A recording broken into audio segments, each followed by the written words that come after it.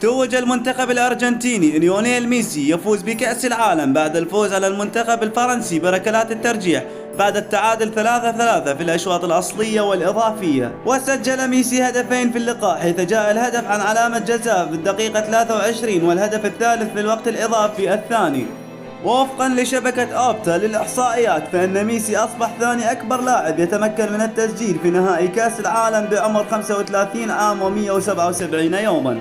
وسجل ميسي 26 هدف في البطولات الكبرى للأرجنتين، 13 في كأس العالم و13 في كوبا أمريكا، وهو الرقم الأكبر لأي لاعب من أمريكا الجنوبية، متفوقا على الظاهرة رونالدو ب 25 هدف. وسجل ميسي في اللقاء ضد فرنسا أول هدف له في نهائي كأس العالم بعدما فشل في هز شباك ألمانيا خلال المباراة الختامية لنسخة 2014. ألف مبروك للجماهير الأرجنتين بالفوز بكأس العالم. إذا عجبك الفيديو لايك واشتراك للقناة.